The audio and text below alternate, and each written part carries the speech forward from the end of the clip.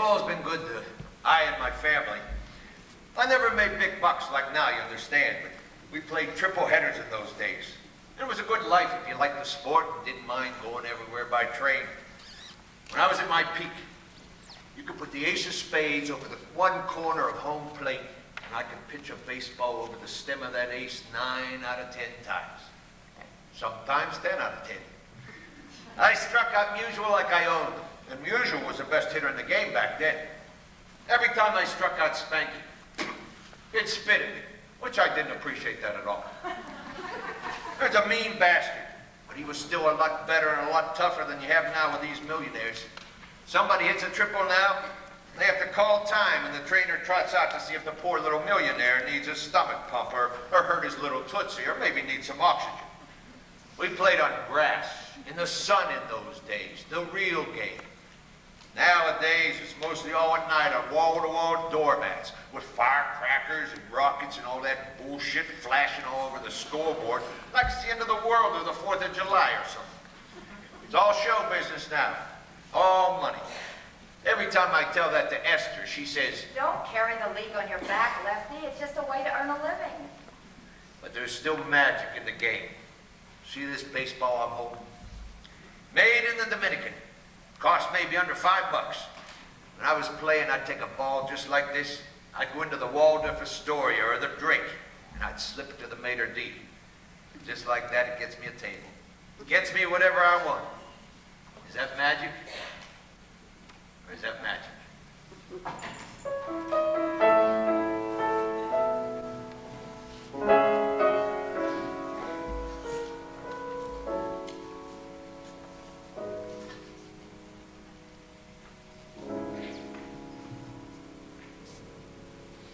Think of being married to a sailor. Half the time in port and the rest of the time at sea. That's what it's like being married to a ball player. You end up being married to the schedule. In training, you're in Florida. That was nice. I like Florida. But then the season starts and you're at home while he's in New York, Chicago, St. Louis, Philadelphia. Early on, I used to meet him on the weekends.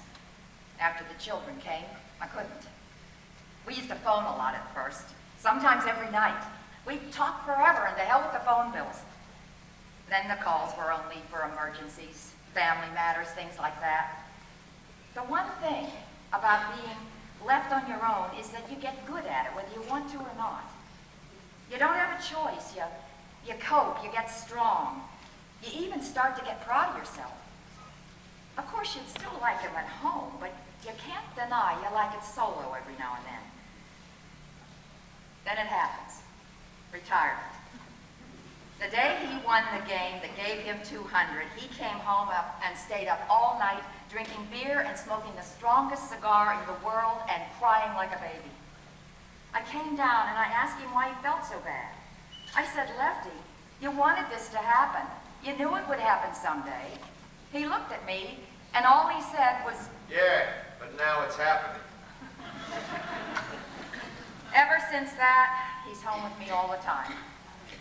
We get on one another's nerves now and then, like everybody. I tried to convince him that it might be good to work with my brother Max down at the Banana Depot. But he just looked at me and he said, "Bananas?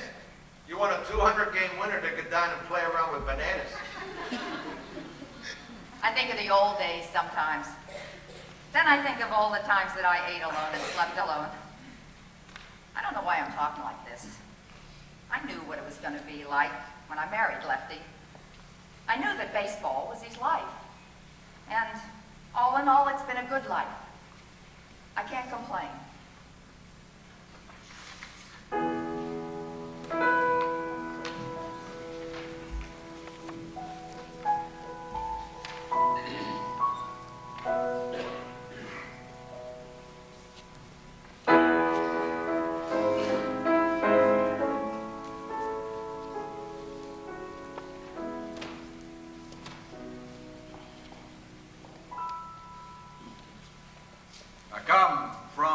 Canada here because my wife born here.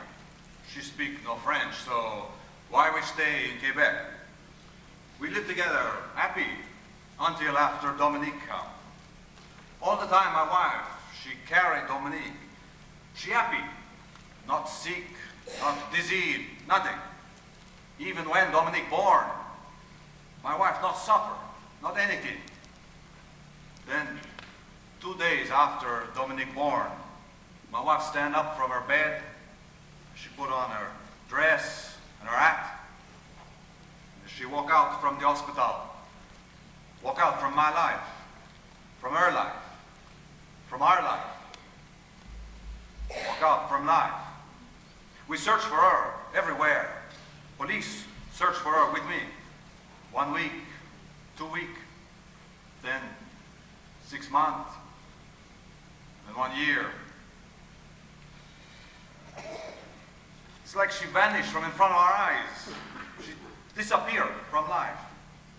The doctor told me sometimes mothers get crazy after the baby born, but they come back. But my wife, she not come back.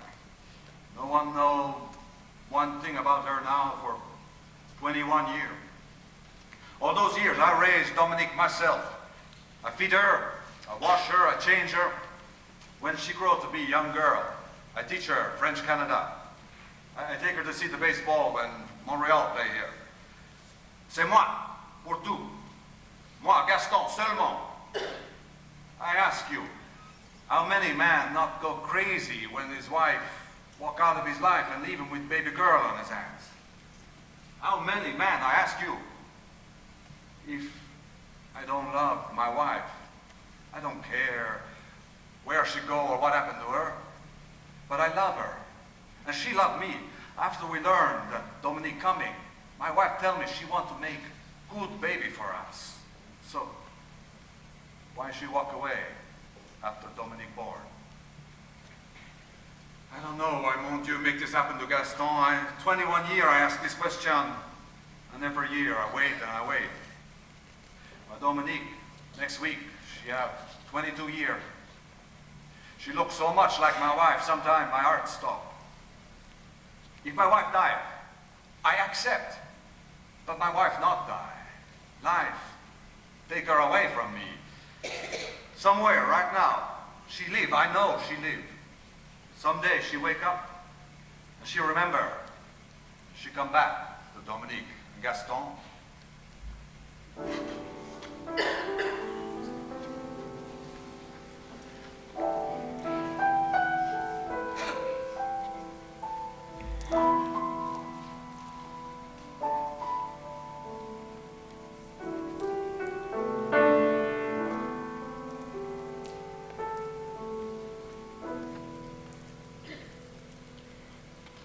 When my dad walked down the aisle with me at my wedding, I worried about him. It had just been the two of us for all those years, and now I was leaving.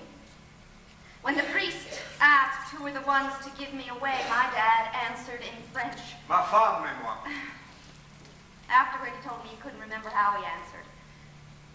Having someone in your family missing all of those years leaves a mark. Believe me. I made a study of that once because, you see, it's affected me.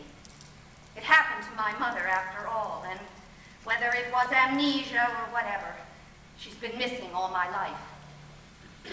I think of her every time I see the pictures of those children on the sides of the milk cartons. They're missing, all of them. Do you realize how many thousands of them there are? And then there are the adults. People like my mother who just walk off one day forever. And I'm not even including the military, soldiers and sailors who are listed as missing. From the Second World War until now, there are tens of thousands. Worldwide, there are hundreds of thousands. In some battles, there were more people listed as missing than killed. Add it all up, and they're a separate nationality, the missing. Think of all the families that are living with that. See, that's when I come to understand how my dad must have suffered all those years, how he's still suffering. It's a story that has no ending, and that's the worst story of all. Lately, it's gotten kind of personal for me because I wonder, you know, if it's hereditary, like diabetes or breast cancer or things like that. I've asked doctors about it, and they don't know. They just say postpartum depression takes a lot of different forms. People have told me that my mother was the healthiest, happiest woman living before she had me. Then something just snapped, just like that.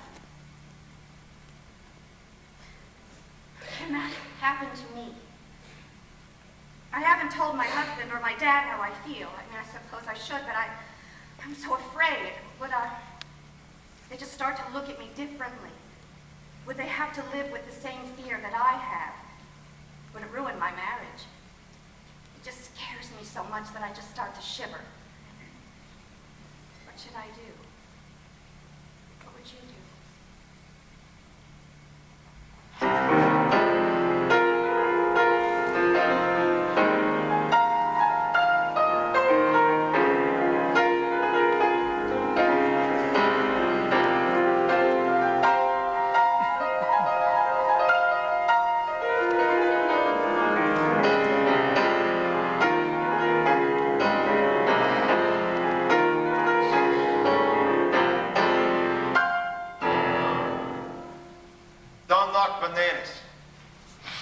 See this ring? 18 carats, 6 diamonds, and a ruby right in the middle. Big enough to choke your Aunt Gertie. What got it for me? Bananas, that's what. See this car? Cadillac Seville, car of the year, loaded. A car bar in the back seat, special just for me. Enough power in the hood to reach the moon if the damn thing could fly. What bought it for me? Bananas. All 6 of my kids went to the best colleges anywhere because of bananas. I own real estate north, south, east, west of my split level because of bananas. I have my own private box in the ballpark. And I dress my wife like the Queen of England, thanks to bananas. Of course, I didn't make my stash easy. I worked 3 8-hour shifts a day in the beginning. I outworked all my competitors, drove them into the ground. Now I have 60 people on the payroll, and my 2 sons run everything. I taught them what they have to know. I like to keep the business in the family. The old timers, they still call me the Banana King. Eva don't like that. She says, What does that make me, the Banana Queen? she's sensitive. Speaking personal, they can call me whatever they want, but I don't want them knocking how I make my living. I didn't cheat nobody. I pay for everything cash up front, and I contributed outside to keep the union happy. Sometimes I'll laugh out loud when I see where their money came from, honest to God. Imagine, fortune, and it all came from bananas.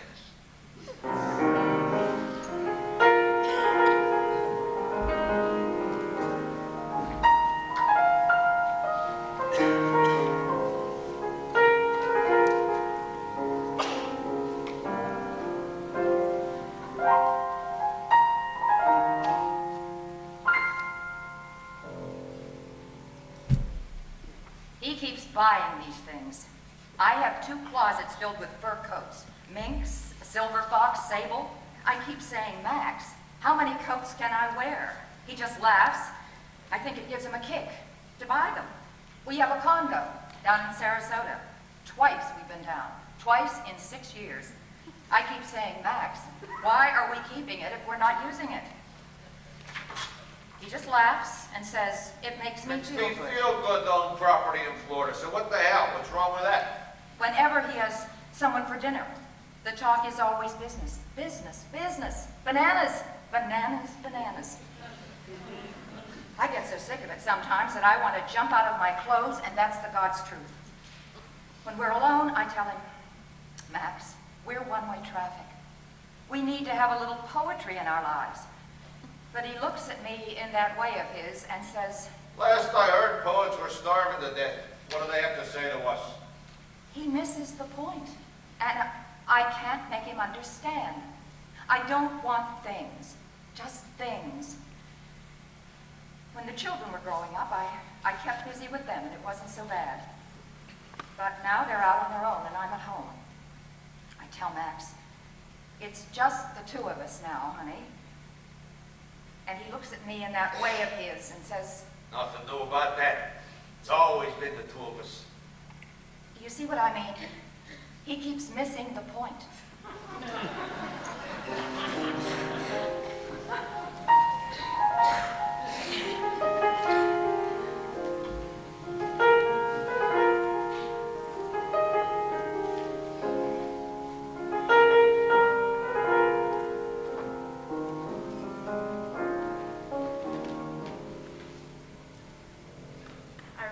hurt for my mother.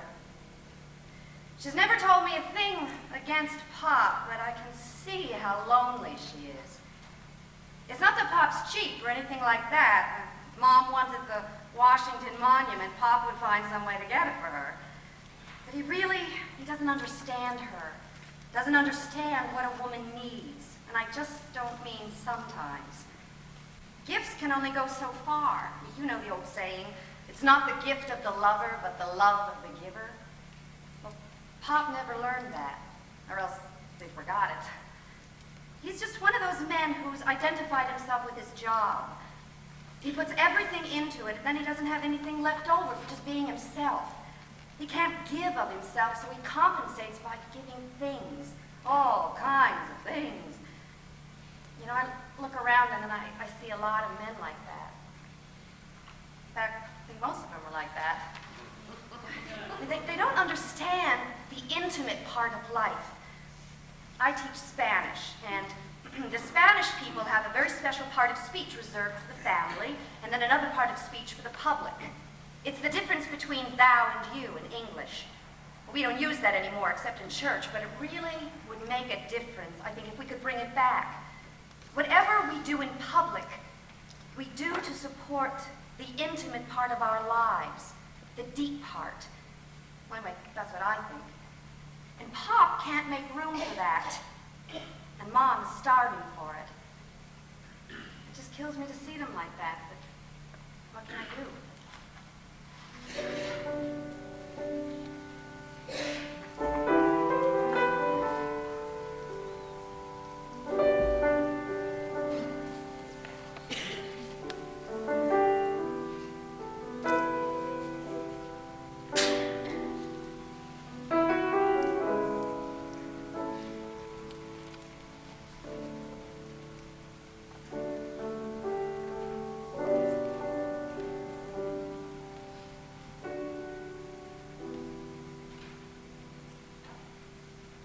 I used to watch her from my seat in the Spanish class.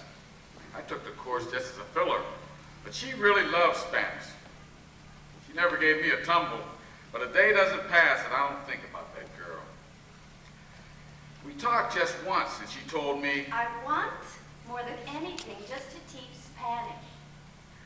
some people just learn a language like you learn how to tie your shoe or dial the phone. But she really became Spanish when she talked. Moving her hands like this, smiling, flashing her eyes the way the Spanish women do when they get excited. You couldn't take your eyes off that girl when she spoke Spanish. There wasn't a guy in this class who didn't want to go out with her. But there was something about her that made you not want to ask. I don't know what it was, just something. God, what a girl. Beautiful, but still with both feet on the ground. Phi Beta Kappa, it works. When the senior prom came around, we all wondered who was going to bring her. She could have had her pick. But you know what she did? There was this blind guy in class, Paul. Well, she went and asked him to take her. She asked him, that's what I said. And she danced every dance with him. And she looked like the happiest girl in the room. Paul looked like he died and went to heaven. But he really had no idea how beautiful she was. I mean, he couldn't see how beautiful she was. Imagine being asked by a girl like that. And it was all done without a big fuss, no big deal. And she gave people the impression that it wasn't because she felt sorry for Paul, but that it really was an honor for her to do it.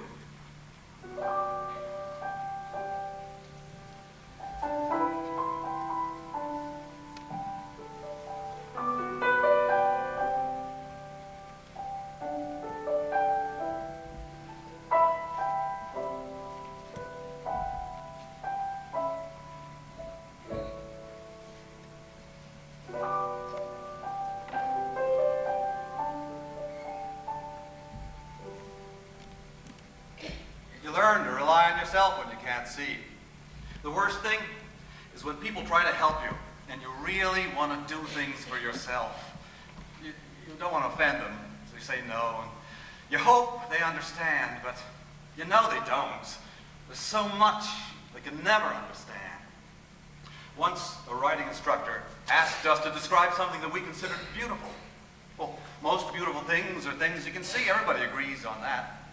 But when you can't see, you think how beautiful it is to hold a baby against you or to lie on your back in the grass and just listen.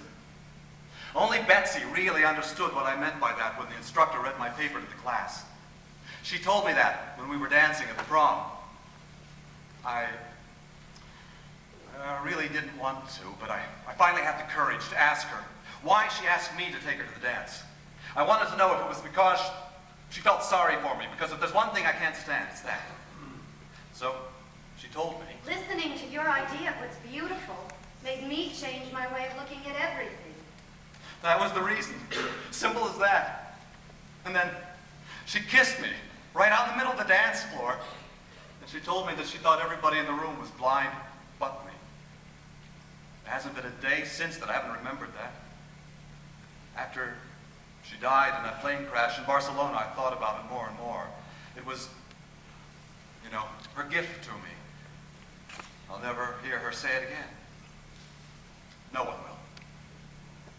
But she said it to me once, in a whisper, while we were dancing. And she kissed me after she said it. And that's enough.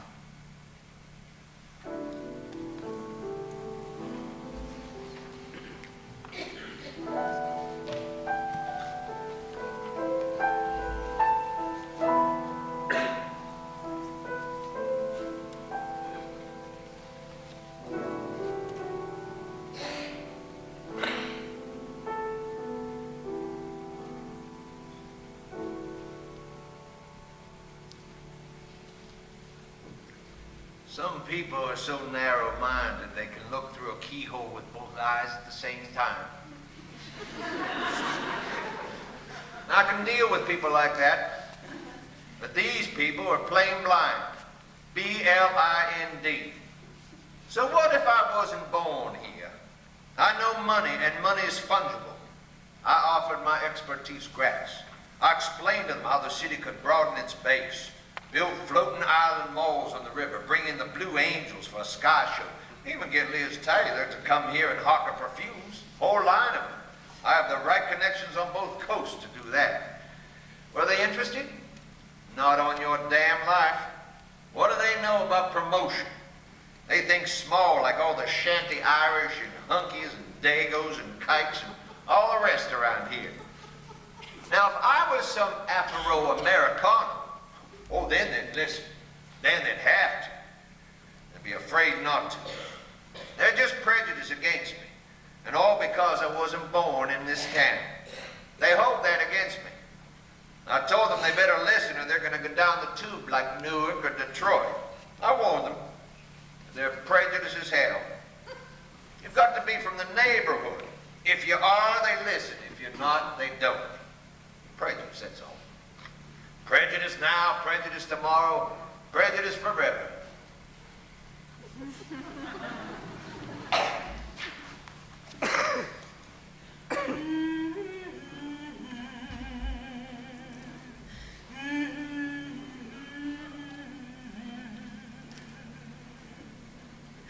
I hate to see that evening sun go down. It makes me think of my last go round. Feeling tomorrow like I feel today. I said feeling tomorrow like I feel today. I'll pack my grip and make my getaway. St. Louis woman, where's your diamond ring? Pulls her man around by her apron string. I read about Josephine Baker and how she made it. She left St. Louis like she was leaving an old boyfriend and made it in Paris, dancing around in nothing but a skirt made out of bananas.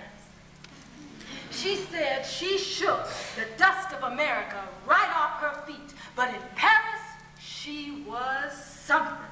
Vanilla, or chocolate, or any flavor in between. They all loved Josephine Baker in Paris. She had all the money and lovers she ever wanted. Her name was money. She made love whenever and wherever she liked. And she adopted a whole rainbow of kids when she knew she couldn't have any of her own. She was the same Josephine Baker she was in St. Louis. But in Paris, she hit the jackpot. I told my dad, if Josephine Baker could make it that way, Daddy, why can't I? And he said, Just go for it, baby, if you have it in you. I knew I could sing. Check it out if you want, and the books will show. I've been singing prose since I was 13. When I was 18, I sang with Ellington, Basie, Lionel, Cab, Fats, and all the biggies. I made 9 movies after that. Oh, not as many as Lena Horne, but still a nice number. I traveled everywhere, mostly in Europe, and I made it to Japan.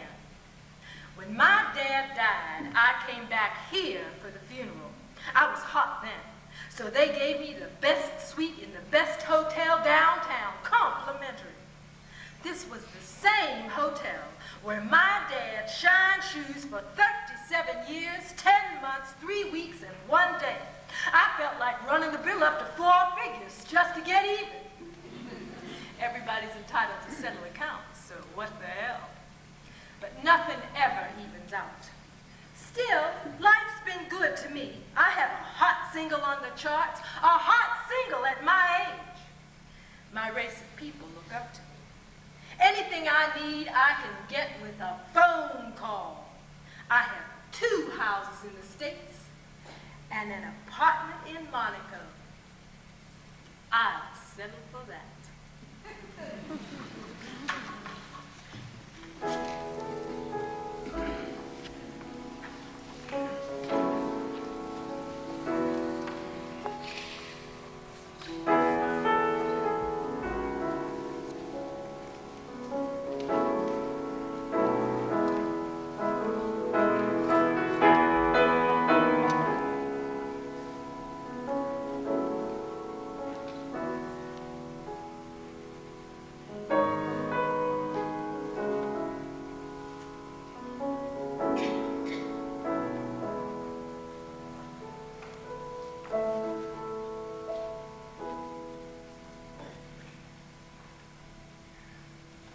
See one black man fight another black man in the ring, no sir. The only winner is the crowd, and the crowd is mostly white. They come to see the blood, the pain. They make book on it. I know what you're gonna say. You think that's the only way some of my people are gonna make it, so it's okay. Maybe. But I still don't like it. I never worried about my girl. She said, Daddy, I'm gonna make it so you won't have to shine another shoe as long as you live. she could sing her way through this world, and she did. But I worried about my boys. My second boy wanted to be a middleweight, but I made him stay in school and study shop. That gave him a craft, and nobody can take that away. I didn't want to see him end up with his nose cracked and his brains like a bag of bones. I seen what happened to the best. Look at Joe, Sugar Ray Robinson, Ali. They was the best they ever was, and look at how they ended. All them black fighters end up like that. Henry Armstrong, Jack Johnson, all of them. Of course, we all have to fight for everything we get, no matter. You know what I'm saying? We're all in the ring whether we think so or not. Nobody's going to give a black man nothing. He's got to fight for it, and then he's got to fight to keep it. That's never going to change.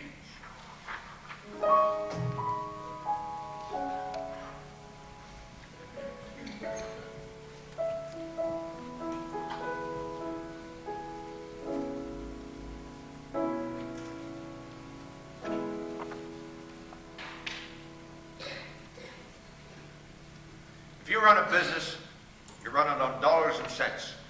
The workers, the plant, the management. In the end, it all comes down to the dollars and cents you lose or the dollars and cents you make. The As far as I'm concerned, losing is for losers. The good old capitalistic system, the secret is to make. Make as much as you can.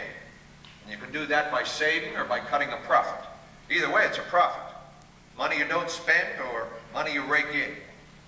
Why else do we do what we do except for a profit, right? Back when I got started, I did a lot of speculating. Real estate, offshore stuff. I even owned a piece of a black heavyweight for a while. But then the black managers started to take over the game, and it was black going with black, if you know my meaning. Then I got into this business, monograms. I'll monogram anything. Sweaters, coffee cups, underwear, chairs, license plates, whatever. Then I found out I could monogram a lot cheaper overseas. The Orientals and Mexicans work dirt cheap. So I closed the operation here and took the business there. I couldn't close my eyes to new opportunities, could I? That's what entrepreneurism means, doesn't it? Go with the flow, right? So what are my employees picketing me about? Tell me that. Employment isn't a marriage. It's nothing to do that goes on until death does us part. If we believe that, we'd all die together. Let the workers retrain or move. That's what I say. Things change. Times change. It's all a matter of dollars and cents. The bottom line.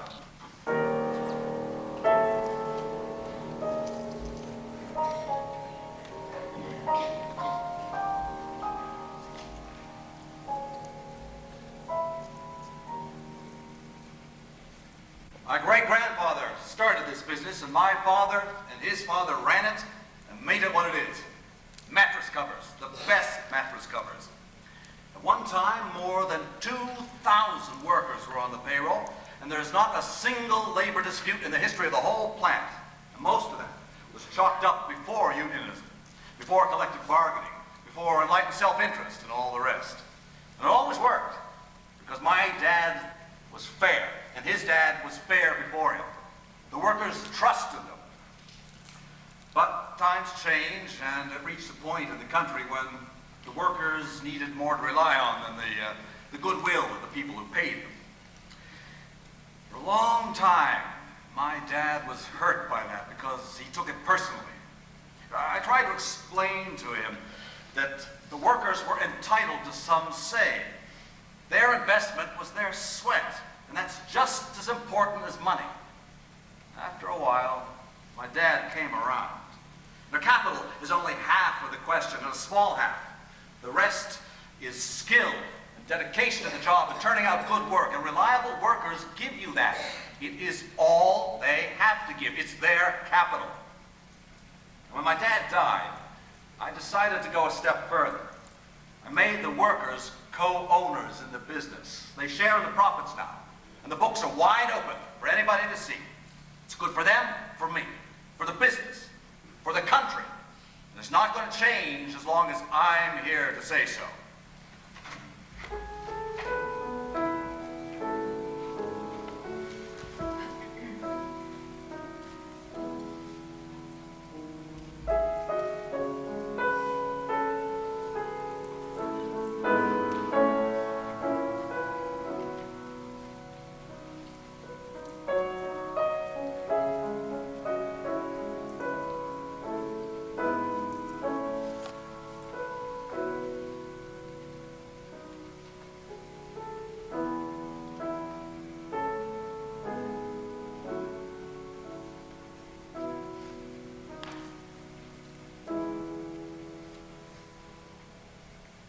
I sold mattress covers from the time I was 21. I made my living all my life with nothing but a needle. That was my tool, a needle. I never earned a lot of money, but the money was always sweet for me because I made it with my needle and thread. Even when I was at home, I sewed on one of those old sewing machines that you had to pump with your feet to keep it going. After my sister died, I promised her on her deathbed that I would raise her boys for her. And I raised them on needle money. And I was the happiest woman living because I loved those two boys like my own. And I made enough to make ends meet. We didn't have much, but boys are boys. You can feed them grass, they'll grow. They wore one another's clothes. They earned money with paper routes, odd jobs like that. I loved them so much sometimes I would just start to cry. Children don't have to come from a woman's stomach for her to love them, believe me. And they were good boys. I made them get library cards, so they were always reading when they weren't playing the football and working. And they made their way with their minds all through high school and college. People give me the credit, but the truth is they got their brains from their mother and they didn't waste their time. They really made it by themselves. And God kept them healthy. They didn't have an accident like the mayor's son.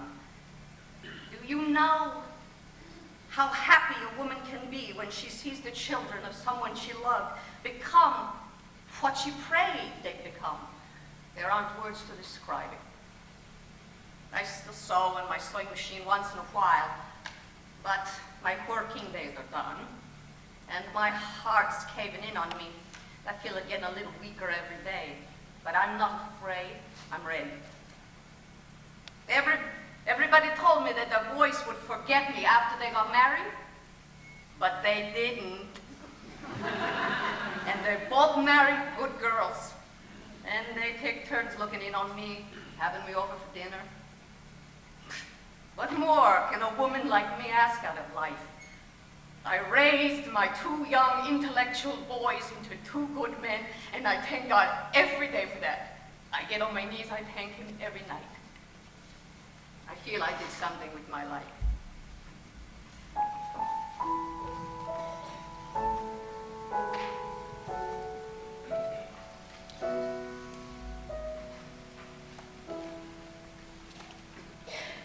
In public life, I was always planning.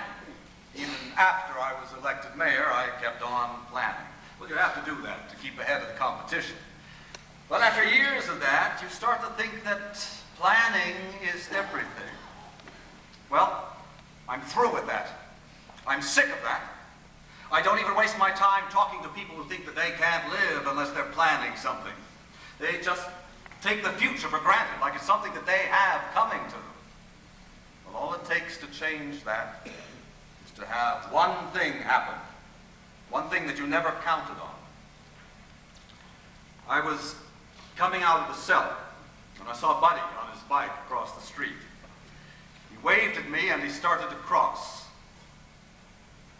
I was watching him when the ambulance hit him. Afterwards they measured and they said that he was thrown 17 feet in the air before he landed. And I saw it all with my own eyes. I saw him hit. I saw him thrown across the street, saw him land on the curb. He should have been killed, but the bike saved him because the ambulance hit the bike before it hit him. I don't remember running to him. I don't remember anything except that I held him all the way to emergency, and his eyes, when I looked down at him, were glass eyes. There was a policeman there, and he kept saying, Let go, Mr. Mayor. Let the medics take care of him now. somehow they got him through that first night, but they didn't promise a thing. For 6 months he was in a coma, and I was there beside him every day and every night. Every day and every night. When he woke up, it was 2 in the morning, and all he said was, Swifty. That's what he called his bike. That happened 7 years ago this coming Saturday. 7 years and 12 operations ago. But he's back in school. He still can't focus with his right eye, never will. And the scar over his ear where the skull was broken and the brain was exposed and actually coming out, that's healed, and his hair covers it now. And he's some kid, I'll tell you. He actually jokes about it now like it was nothing. But every time I think about it, I can't catch my breath. I mean, I actually can't breathe because I realize I almost lost him. All I know is that God gave him back to me. Don't talk to me about planning. I just take it a day at a time.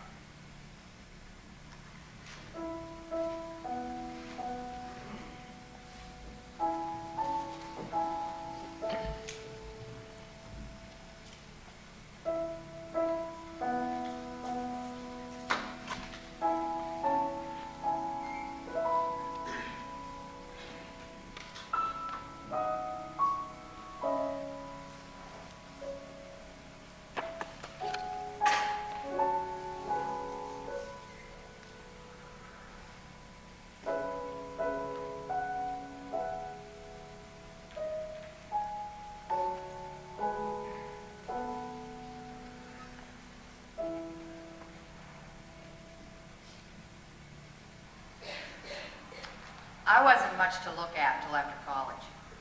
My head was too big for the rest of me, and the rest of me was just too big, period. I remember in high school when the director of the senior play gave me the part of the corpse in Arsenic and Old Lace just so I wouldn't be left out. She said it was no reflection on my character, but because I was such a good actress. In case you didn't know it, it's not easy playing dead on stage. But I knew the real reason. Everybody did. Then it was on to college, and I weighed 280 pounds. By then, I'd learned to deal with how I looked.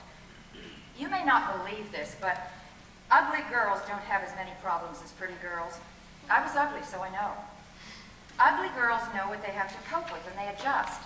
But pretty girls, well, just look at how many pretty girls are neurotic and end up needing counseling and medication, especially if they were pretty to start with. Well, after college, a specialist discovered why I was heavy, thyroid. So he gave me a permanent prescription, and the pounds started to melt off. And I turned out the way you see me now. 120 pounds and not bad in a bathing suit if I say so myself. Now, I hope I don't lose more, or I'll start to look like those girls in Vogue and Bazaar, female coat hangers, if you ask me. And they all pose as if they'd been bumped from behind by a little foreign car. After I lost all my blubber, I really learned to appreciate the shape of a woman. I think it is the most beautiful form in nature, except maybe for a thoroughbred horse. Now, I'm talking aesthetics now, just aesthetics. A woman's all intact, and everything makes sense. Form and function, everything in balance and contained. Now, I'm not just talking anatomy. It's anatomy plus something else. I don't have a name for it. Whatever it is, it takes a lot of attention. A woman's body is who she is. She's not just in it. She's it. It's her occupation. Now, it's all a big political question these days, but apart from that, if a beautiful woman has a sense of herself, without being vain about it, and if she has any brains and breeding and knows how to dress and carry herself in public, she can stop the conversation when she enters a room. And if she's in a position where the world is her room, if she has a stage as big as that, then she can make the world dance to her tune whenever she wants. All she needs is the confidence. The rest just happens.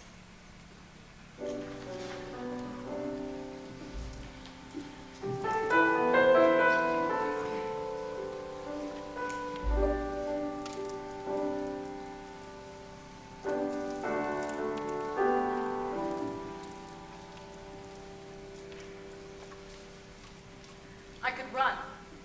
I could sprint and I could run for distance. And I learned what running teaches you, to keep your strength within yourself for the whole race and especially for the finish. I learned that early and I've never forgotten it. Later in college, Wilma Rudolph was my coach, and she told me the same thing. The work I do now means I spend a lot of time on the phone, and the people I deal with usually don't know it's a black woman they're talking to. Later, when I meet them, I can see how they react when they put the voice to a face. They try to hide it, but I've learned to spot it a mile away. There are really so few of us who get to positions like mine that most people are surprised when they meet me. I'm not what they pictured. I don't fit the expectation. In the beginning, it almost made a militant out of me, but I grew out of that.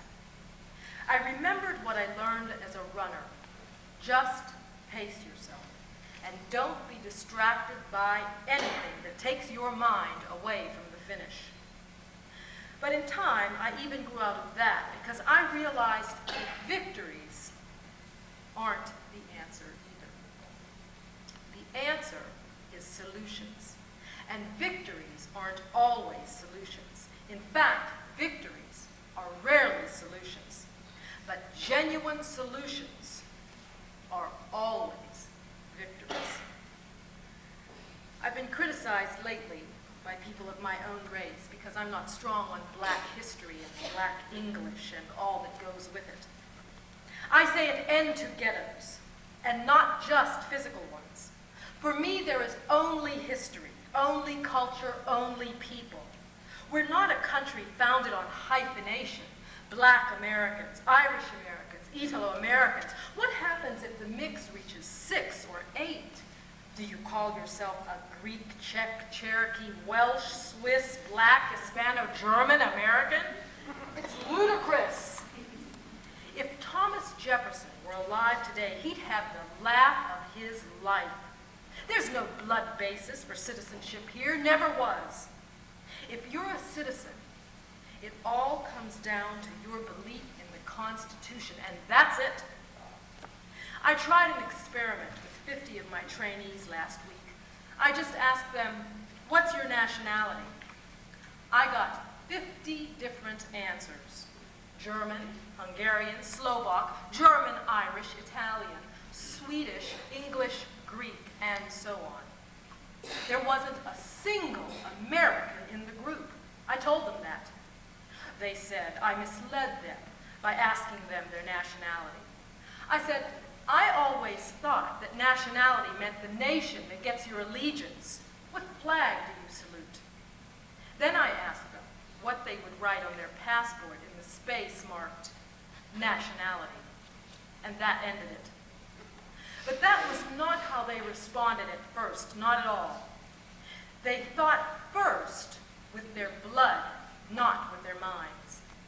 And remember, this was still at the level of heritage, not race. How can people begin to think like Americans if they don't see themselves as Americans in the first place? For me, being an American means being one. And that's something very hard and mysterious to be. So you see how far away the finish line is, how far we have to go.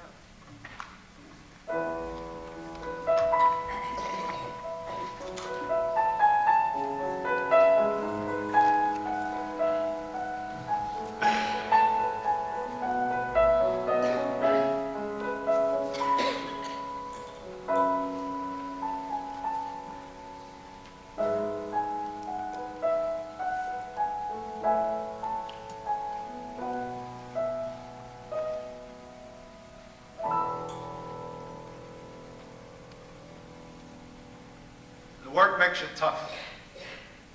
Still, you never get used to what you see sometimes. I remember the mayor's kid who got hit while he was riding his bike. His brain was coming out of his skull, just oozing out. To this day, I don't know how they saved that kid. Sometimes I think I'm getting too old for this job. I looked in the mirror this morning and an old man looked back at me. I don't know when getting old happened to me, but there it was. When you're on duty in the car, you don't know what to expect. And on top of everything, you have to be a lawyer as well as a cop now. Still, it's the only work for me, for all of us. We're just a thin blue line. But without that line, you're back in the jungle. Take the case I had yesterday. The doctor beat the living hell out of his wife. I mean, he really beat her. Remember those middleweights who fought in the 60s? Basilio, Graziano, Fulmer, that bunch? Each one had a broken nose and scar tissue and ears that looked like bagels. That's the way this doctor's wife looked. All of her front teeth were knocked out, top and bottom. I figured she'd want to press charges against the bastard, right? Well, I figured wrong. She never so much as said a word against him. She just said, "He's my husband and I've got nothing to say." last week I had to deal with a gang killing. Maybe you read about it. Each man was shot in the back of the head at close range. Dum-dum ammunition. I can't tell you what a bullet like that does to a man's face when it comes out. That's why I say you never get used to it. Sometimes I think I'm like a doctor in the emergency room. No matter how bad the cases are, you have to deal with them. You can't duck. So you do your job. You do the best you can. Just you between life and death. Just you. If you don't do the job, who's going to do it?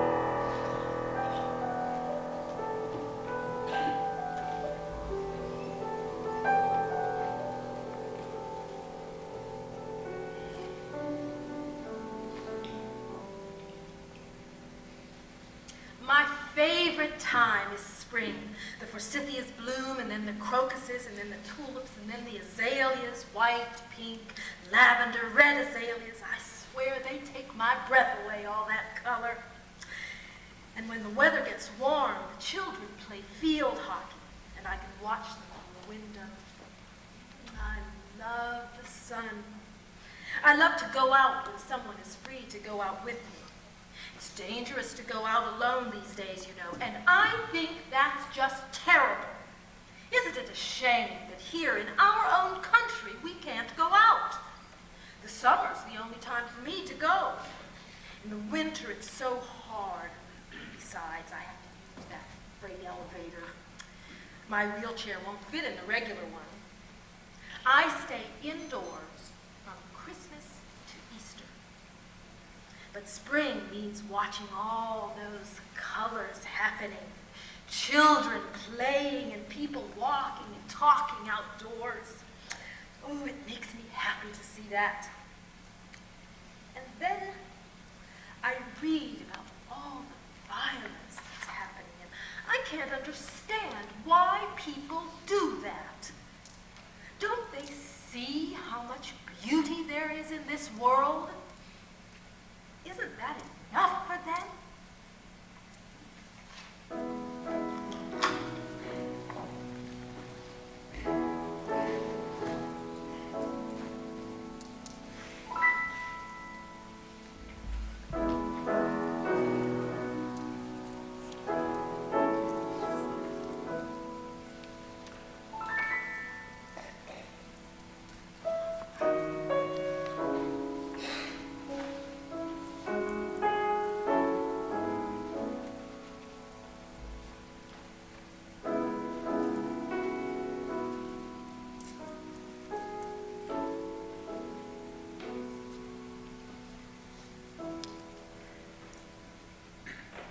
That policeman kept telling me that I was all right now, that Fred was in custody. And then he came to the hospital later and he asked me how I wanted to prefer charges. He said, Your husband's been read his rights, but you have to prefer, or we can't hold him. I didn't know how to answer. I mean, you may think what you want to think about me, but I really did not know how to answer. Fred had hit me before. I mean, never as bad as this, but he always apologized. And I knew, deep down, he didn't mean to hurt me. He just gets this wild side to him. Sometimes he gets that way even when we're making love. But afterward, he's like a little boy about hitting me. He cries about it afterward, and then he lets me hold him in my arms, and he sucks at my breasts like a baby, and he just goes to sleep that way. I know I should hate him, but I don't. I just don't. When I look at my mouth without my front teeth, I almost want to kill him, but then that feeling goes away. I had some psychologist visit me yesterday, and I told her what I just told you, and she wrote it all down and said there was a name for women like me in the textbooks, but she never told me what it was. The problem is that I love him, even when I know he's just a son of a bitch, and even worse than a son of a bitch. That's why love is such a terrible thing, because it makes you forgive everything sooner or later. You know, I used to think that it was just women in love who were turned into suckers like this, but it's the same for men, too. Look at Joe DiMaggio. Now, you look at how Marilyn Monroe treated him. You know that photo of her when she was standing over the subway grating in New York, and then the updraft of the subway lifted up her white dress? Everybody remembers that. Well, in the first photo, she wasn't wearing any underpants. And Joe was there with the photographer. Now, the idea of Mrs. DiMaggio being photographed without underwear just did not jive with his Italian way of doing things. She did that kind of thing to him all the time and again. But no, he still loved her, even after they split. And when she died, who was there to bury her when all the other lovers and the husbands didn't show up? DiMaggio buried her, that's who. And he wouldn't let the other ones who just used her even come to her funeral. And he makes sure that there is a flower on that woman's grave every morning to this day. A lot of people call him the biggest sucker in the world for carrying a torch like that. But I tell you, I understand. I sympathize. There are just some things you can't help no matter what people think. You don't want it to be that way, but that's just the way it is. And if that makes you a fool, well, then that's what you are. A fool.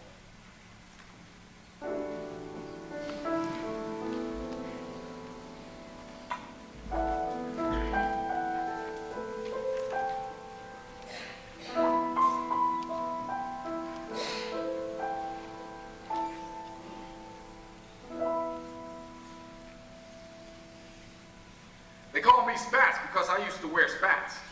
To me, spats was what dressed you up, spats and a derby. I gave up spats, but I still wear a derby. Go ahead and say it. Derby's passe, right? But the derby's the best hat ever made for men. Derby and maybe the sailor straw. I've always been my own boss, so I dress the way I want. People say I'm different, but I just dress to please myself. The trouble with the whole society these days is that everything and everyone is too much alike. Even the long hairs and the beards. They think they're being different, but just look at them. They all look like they have the same mother and father. And all those rock groups, the same. They all come in fours, and all the men look like Christ. Look at the people who work in corporations. They all look like they go to the same tailor. And what about government? Show me a congressman who doesn't look like every other congressman, and I'll show you a congressman who won't be elected the next time around. Why? Because he's different. All the color's gone. Nobody has the guts to break the mold. And what's worse is we all think alike, too. All you have to do to be considered a fool is to disagree. The bigger the disagreement, the bigger the fool they think you are. Personally, I'm all for keeping the world safe for disagreements.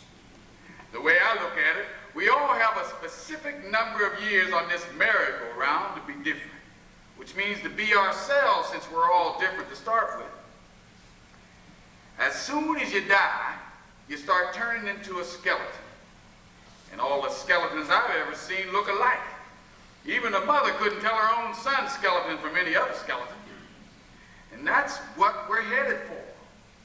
So we all have the rest of our deaths to look alike. But why rush the process and start now?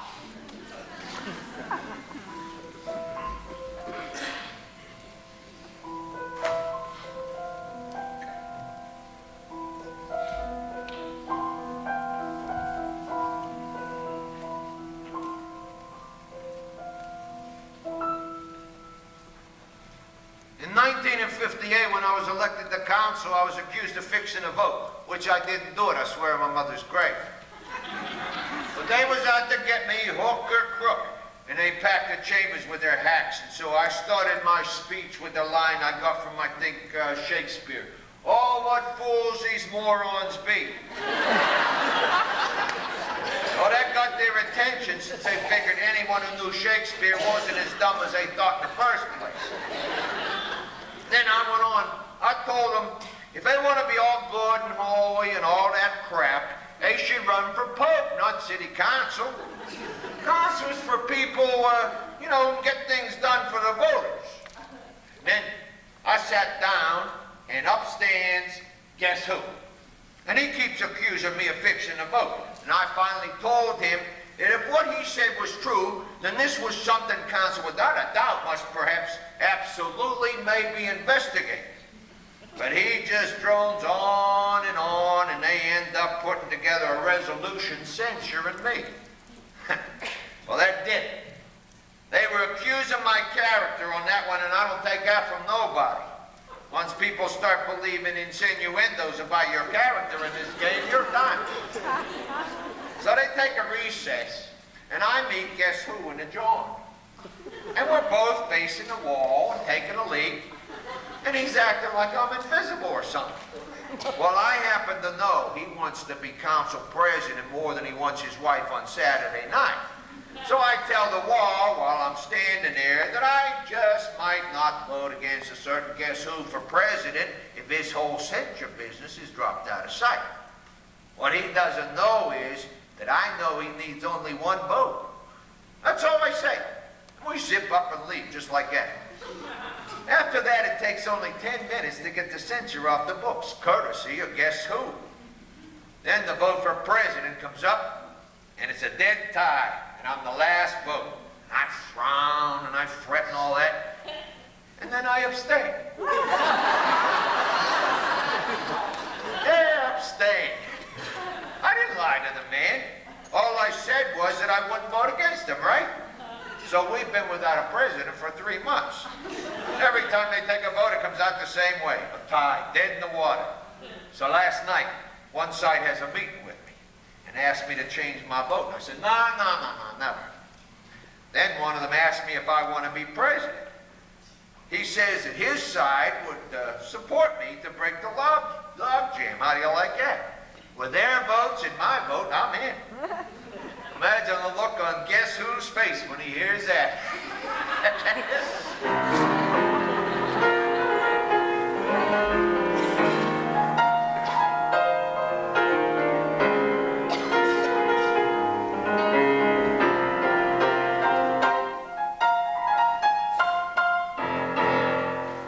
Politicians? You think these are politicians? Just look at the national picture. Give me the old times when you had people in politics who were definite people, even if you hated them. I asked a man yesterday why he was a Republican. He waited a few minutes and then said he was because his father was. How do you like that for political philosophy? And the Democrats are so concerned with a group here and a group there, they've forgotten there's such a thing as a majority, for God's sake. And majorities are what win elections. But in the end, it comes down to the politicians. It's poor picking now. And there's not a real speaker in the lot, a real orator. Take away their notes and their teleprompters, and they forget their names. Give me a man or a woman with a voice and some real convictions and a genuine belief in what I call public service, and I'll show you what can turn the country around. Otherwise, it's all PR, all image, all lies. They can package something so that you forget what it really is and what it's supposed to do. Take toilet paper. Take Kleenex. Nobody mentions the shit or the snot. No, sir. And they try to sell the candidates to us just like toilet paper, like Kleenex. Nobody says anything about explaining issues, about convincing people, persuading people. It's all selling, that's all. You know what it would take to blow all that out of the water? One honest-to-God speaker who believed in what words could do. That's all. Just one.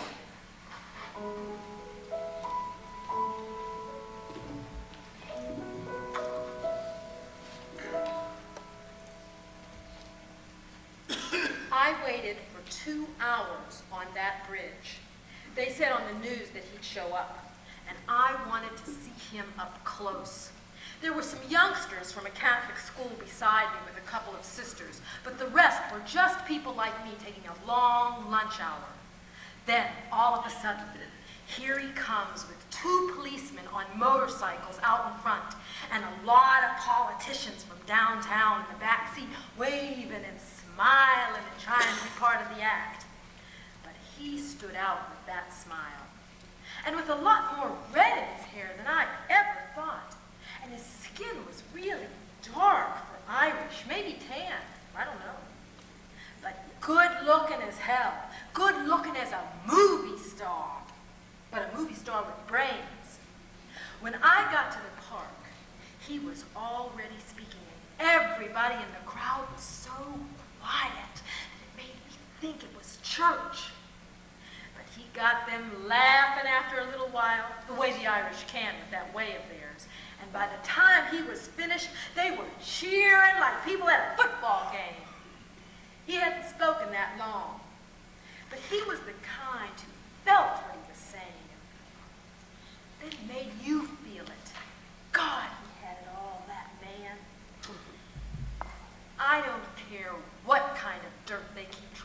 dig up about it now he's dead. He was my kind of president. He had the courage.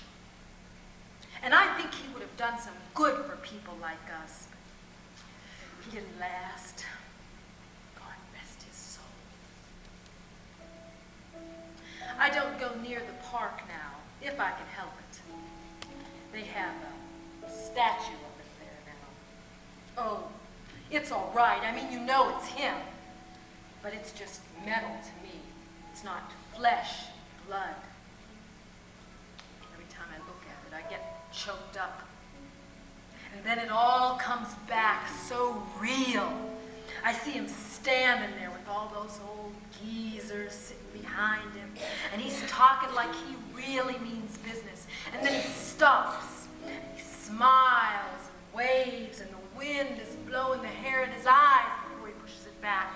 And the sun is making it look redder than anything. And we're standing there clapping for him, and then he's gone.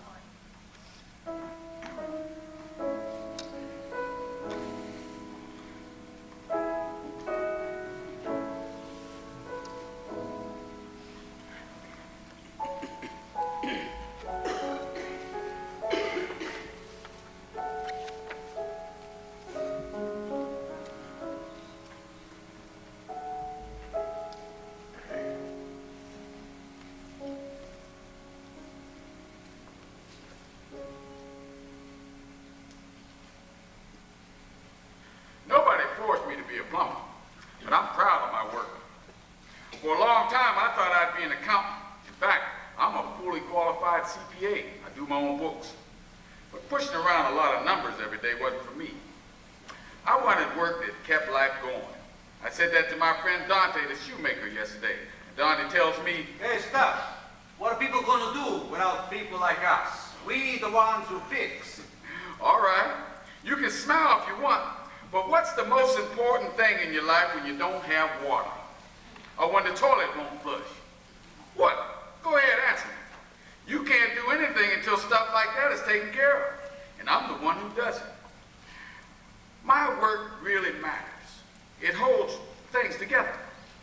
I used to think politicians were the important people, but no more. Most of them just go with the flow and do what the polls tell them to do. They don't matter as much as plumbers for my money. We're a little like dentists when they have to clear an abscess, or doctors when they have to set a bone or stop the bleeding. They remedy things when there's an emergency. That's what I do. I remedy things. Of course, it takes some getting used to, but what doesn't? One time I was cleaning out a sore for a guy, and he's standing there watching me. And finally he asked me how I could work around all that muck and slop and shit and not get sick to my stomach. Well, that was my opening. I told him that a plumber's not worth his salt. Unless he can do that, he needs a sandwich at the same time. And shut him up fast. Why you think the good shoes, they come from over there? Because they still make the shoes from cow skin, that's why. Look, I've been fixing shoes since I come here in 1929. I know the good shoes. Even I shut my eyes, I know the good shoes with my hands. With the good shoes, you put on the heel and the sole 10 times. And the shoes, they still shoes. They don't fall to pieces. Now, I know some company, they put paper in the soles. They fool the people because they shine in the shoes, they put some piece of buckle on the shoes, but they don't fool the real shoemaker. They're a bunch of dumb son of a bitch fakers, and they ruin the shoe business. Good work comes when your head and your hands and the cow skin work together. My friend, Dominic Schuley, he make the sidewalk. He make the sidewalk everywhere. Half of Pittsburgh walk on his hands. The shoes I make for you, they're gonna last like Dominic Schuley, his sidewalk. Your son's gonna wear your shoes when you go. But then his son, when he go. My shoes, they don't wear out. Go ahead, you take, you wear. You see?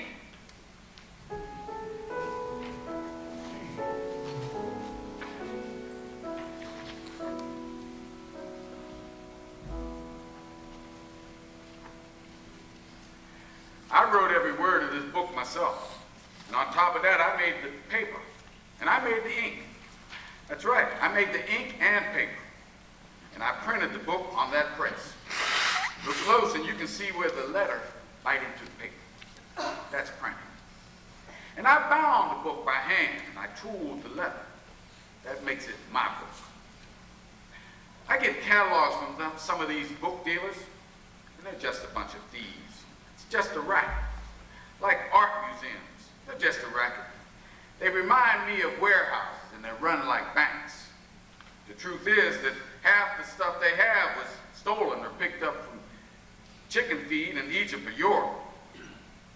How can anyone take pride in a theft or a bargain? And look at the art dealers. They might just as well be selling costume jewelry. Middlemen, that's all they are. They feed on suckers, and the whole secret of the business is to buy cheap and sell dear. Real value means nothing to them. That's what you're dealing with out there. But that's not for me. You can take my work, or you can leave it. But there's nothing phony about it. I'm authentic.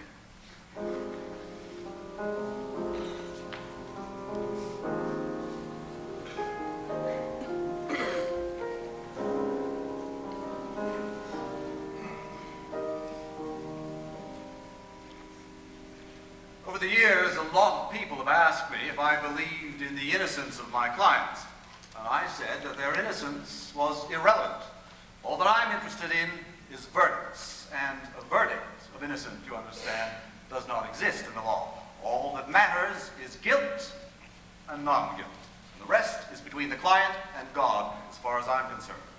All of us here at Osborne, Lockwood, Bernstein, and Petrillo agree on that.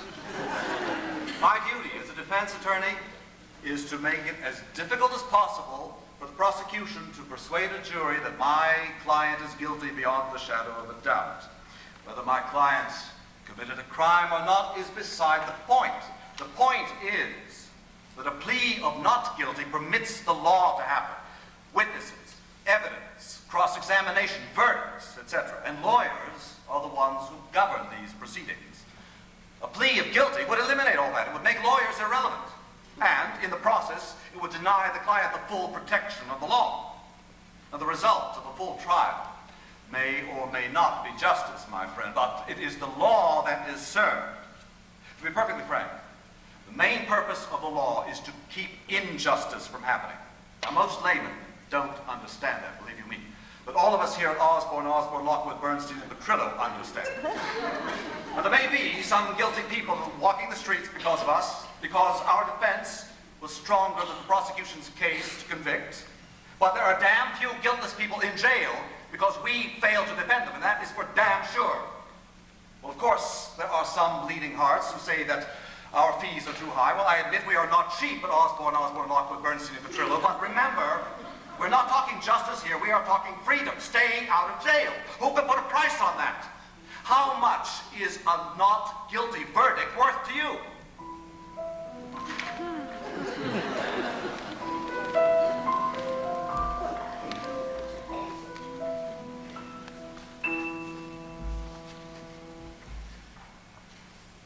The doctor performed the procedure every morning for 3 years, and I assisted. The patients were all from different backgrounds. It was just a matter of ridding them of tissue as far as I was concerned. After all, it was their bodies and I was a nurse. So the whole matter was purely professional to me. I never really gave it much thought. We were working within the law. But last Friday, we performed the procedure, and the infant, a girl, was delivered alive. I mean, she was taken out alive. The doctor turned it, her, over to me and told me to terminate it. Her. I couldn't do it. For 3 years, up to that moment, I had no problem. But seeing this baby alive in my arms changed everything. It was different when I couldn't see them. But holding a life in your arms and then being asked to get rid of it like all the others, well, to me, that was asking a lot. I refused. There's a big difference between a simple medical procedure and I hate to use the words, killing someone, especially a baby. As long as I couldn't see them, I didn't have a problem.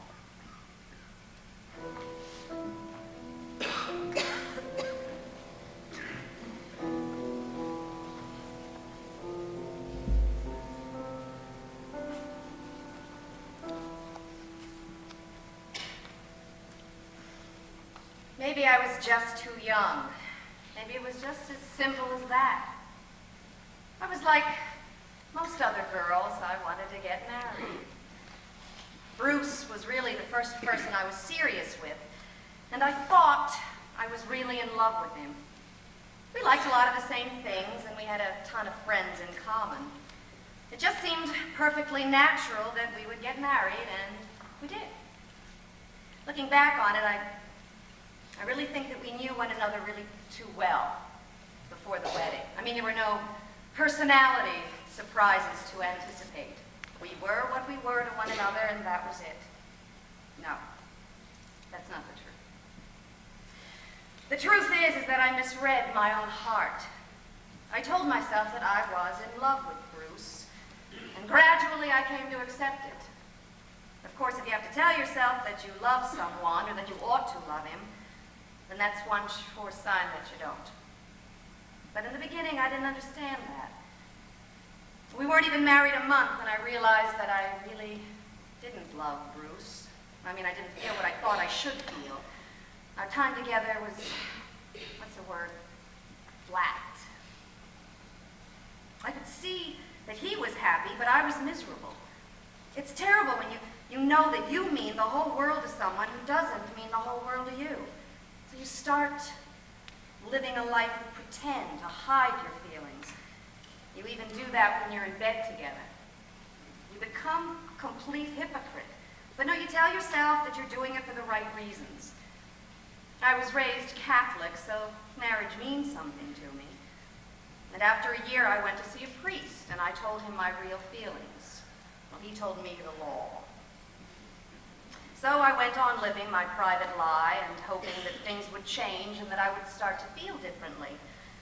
I knew from a couple of my friends that they came to love their husbands more as time passed, and I thought that that might happen to me. But it didn't. In fact, things got worse. I would just hate to go to bed with Bruce.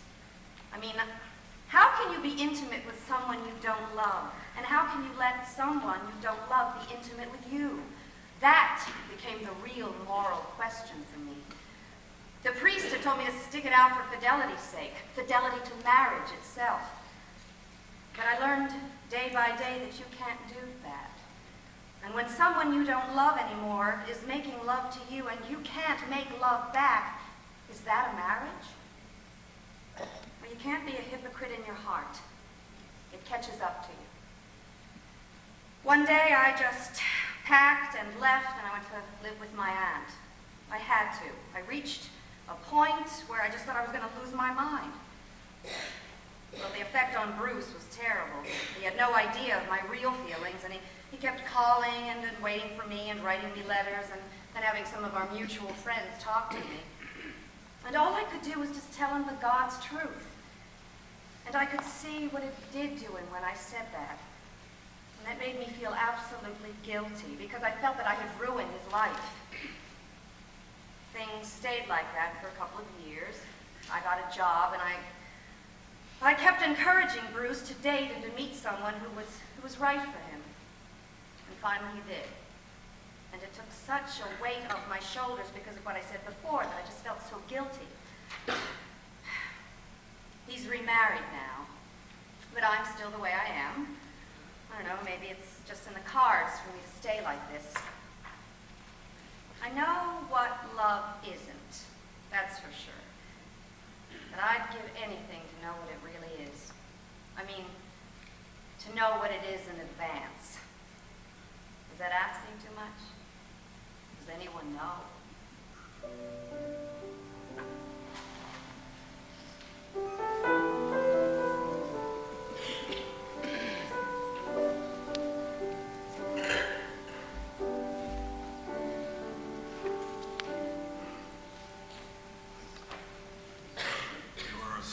in this warehouse we used as a barracks.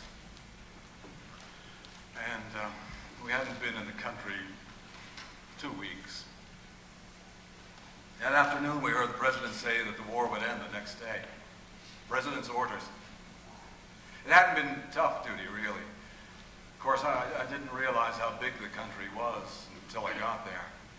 You might think that Saudi is just a big sandbox, but it's a sandbox the size of Western Europe. Anyway, we all went to sleep expecting to wake up to ceasefire and all that. Then the Scud hit, from out of nowhere. At first I thought I was dreaming. I felt like a balloon, like I was floating. Then everything got real. I heard screaming all around me. The walls came apart. There was fire. And this went on for a long time. And then there were sirens and voices, nurses' voices and doctors' voices. And I dreamed I was floating again. Then I woke up. Here. And the nurse was standing beside my bed. And I couldn't believe any of it. Look at what's left of me. My one leg's gone. Half my butt's gone. My testicles are gone. To think that all this happened just 8 hours before the war was supposed to end. The chaplain told me this morning that I should be grateful to be alive. He said that 20 out of my buddies went home in boxes. I feel for them, honest to God, for them and for their families. Especially Benji, who was just a kid. But I can't help but think of myself the way I am now. All I had to do was make it through this fucking war for 8 little hours. Just 8 hours. That's all. I had a good life ahead of me.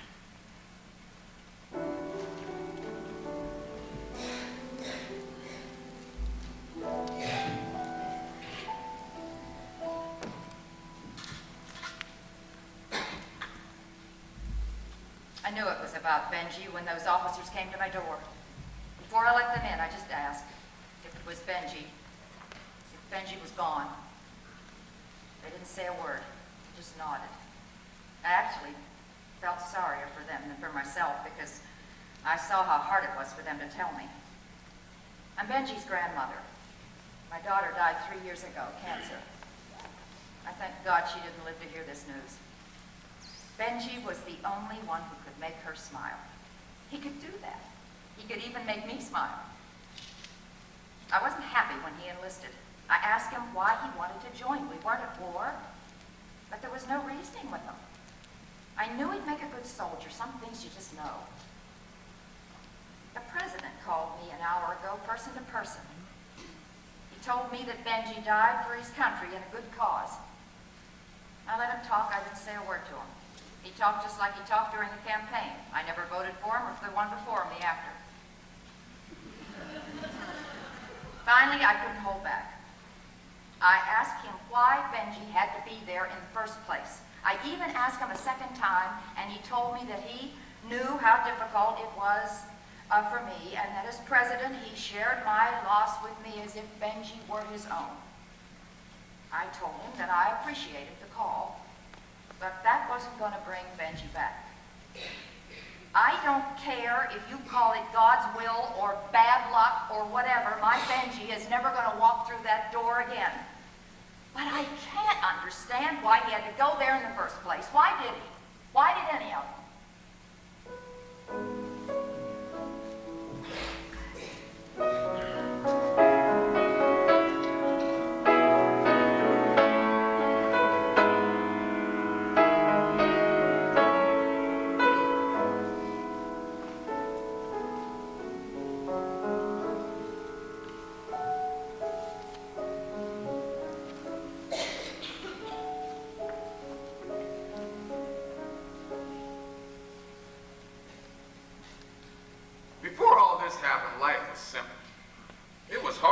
was simple. I had my shop, my family, my headache like anybody.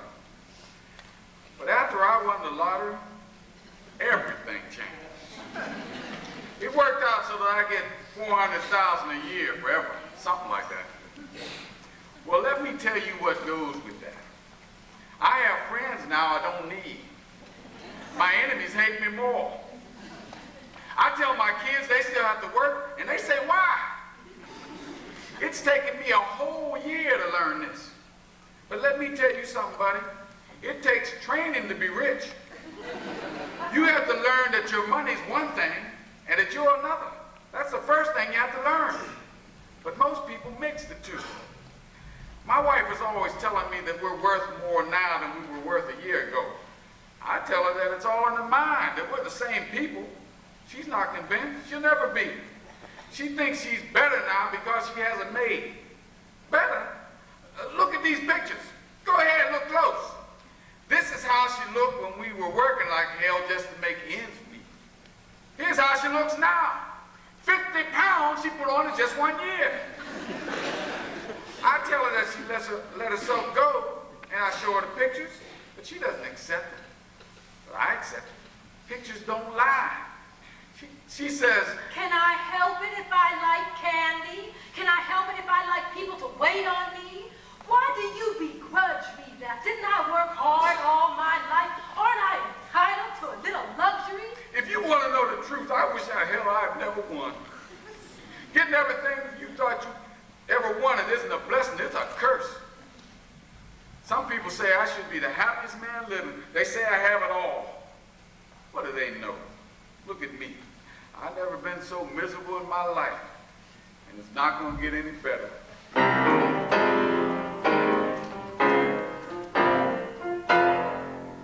I can't take it anymore, and you better believe it. He acts like winning the lottery ruined his life. I tell him it was God's will that we won. How else can you explain how we got picked out of all those millions? It was God's will. Now he's bitching because he thinks we have too much. He thinks everybody's out to get us. And he keeps telling me how fat I'm getting. Well, I can't take it anymore, and I'm not going to take it. I worked hard all my life, and I'm entitled to a little luxury at my age. I have it coming to me. He's all upset now because I hired a maid. Well, what's wrong with that? I'm helping somebody earn her living, right? And it's helping me out at the same time. Damn it, I'm entitled to a little relaxation at my age. All right, I put on a few pounds, I admit it. But I've been trying to take them off little by little. It's not as easy to lose weight at my age, believe you me. 20 years ago, I could lose 10 pounds in a week. What's a few pounds? Oh, I'm the same person underneath. Don't you think I'm the same person underneath? Now tell the truth. Am I the same person or not? Does it make me a bad person just because I like a few nice things before I die? You can be honest with me. Am I the same person underneath or not?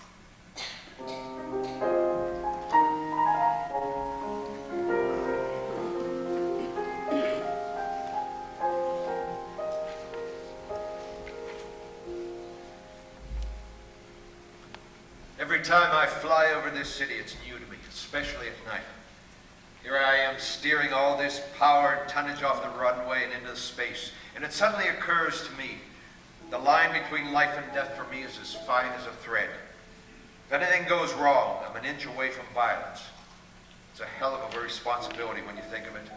I think of it a lot. I don't think of it just for myself, but for everybody aboard. They've put their trust in me. Once we're airborne and climbing, I look down on that night city, and I realize I'm just another breadwinner at a higher altitude. The one thing about being left on your own is that you get good at it whether you want to or not. Every one of those little lights down there is a life. That's what I tell myself. I slow my climb so that I can see the lights as long as possible. It's not that Pop's cheap or anything like that. If Mom wanted the Washington Monument, Pop would find some way to get it for her. But he really doesn't understand her. He doesn't understand what a woman needs. And I don't mean just sometimes. One night I was flying from Chicago to Pittsburgh. It was an absolutely clear sky. I was at 36,000 feet over Ohio. If I looked to my left, I could see the lights of Cleveland. If I looked to my right, I could see the lights of Columbus. I was literally spanning the whole state of Ohio with a single sweep of my eyes. And it suddenly occurred to me that the light patterns looked the same. And if I were over France or Tokyo, the light patterns would look the same. From 7 miles straight up, you could see a pattern. And if everything on Earth is somehow connected, not just the lights, but everything, the lives, the histories, everything. At sea level, you miss it. But from my perspective, it's as clear as new. And then she kissed me right out in the middle of the dance floor and told me that she thought everybody in the room was blind but me. It hasn't been a day since I haven't remembered that. Check it out if you want to, but the books will show that I've been singing prose since I was 13. When I was 18, I sang with Ellington, Basie, Lionel, Cab, Fats, all the biggies. I made 9 movies after that. Not as many as Lena Horne, but still a nice number. We're all in the ring whether we think so or not. Nobody's gonna give a black man nothing. He's got to fight for it, and then he's got to fight to keep it. That's never gonna change. People would never believe me if I told them that I imagine that I hear voices floating up to me from all those lights. Just bits and pieces. It's just like aviation talk. Outside of poetry and telegrams, aviation talk is about the best talk you can find. Short and always to the point. Of course, it's all in my imagination. But then again, who knows? Sound has to go somewhere, doesn't it? Maybe it just floats up into space, and I'm in the way. And I was the happiest woman living because I loved those 2 boys like my own. And I made enough to make ends meet. We didn't have much, but boys are boys. You can feed them grass, they'll grow. They wore one another's clothes and they earned money with paper routes and odd jobs like that. I love them so much that sometimes I would start to cry. Children don't have to come from a woman's stomach for her to love them, believe me. As soon as you die, you start turning into a skeleton. And all the skeletons I ever seen look alike. Even a mother couldn't tell her own son's skeleton from every other skeleton. That's what we're headed for. So we all have the rest of our deaths to look alike. But why rush the process? And start now. The problem is that I love him, even when I know he's just a son of a bitch, and even worse than a son of a bitch. And that's why love is such a terrible thing. It makes you forgive everything sooner or later. I don't go near the park now if I can help it. They have a statue of him there now. It's all right, I mean, you know it's him. But it's just metal to me, not flesh and blood. Every time I look at it, I get choked up. This is a connecting flight. Columbus, Pittsburgh, and then Philadelphia. When we landed from Columbus, I told the passengers that our time on the ground wouldn't be that long. And for the first time in 20 years, I listened to what I just said. That's what I mean about aviation talk. It says a lot, but just a little. Listen to the words. Our ground time here isn't very long. Forget aviation for a minute. Our ground time here isn't very long. What does it make you think about it? All right, you can smile if you want, but what's the most important thing in your life when you don't have water? Or when the toilet won't flush? What? Go ahead, answer me. You can't do anything until stuff like that's taken care of. And I'm the one who does it. What I do really matters. I hold things together. But holding a life in your arms and then being asked to get rid of it like all the others, well, to me that was asking a lot. Just 8 hours, that's all. I had a good life ahead of me. I don't care if you call it God's will or bad luck or whatever. My Benji's never going to walk through that door again. The rougher the weather, the more I love to fly in it. Space is so big, so infinite that you feel like a speck. But when you're challenged and you survive, you feel, what's the word? Significant. Think of the size of the universe. And what are we in relation to all that? A pinpoint. But every time I look down at all those lights under me, I feel a certain reassurance. It reminds me of the first time I flew solo. Everything before that was nothing but a rehearsal. And ever since then, I feel I'm flying solo every time I fly. Isn't that what everybody feels? All those lights down there stand for people. And every one of them is flying solo this minute. Only they don't know it. And everything is on the line, and everything is for keeps. Each time I take this baby down through the clouds, I think of that. And then I feel the wheels touch down on the only world we have. And if that's not how it feels to come home, even if it's only for the little ground time we have, then I don't know what coming home means.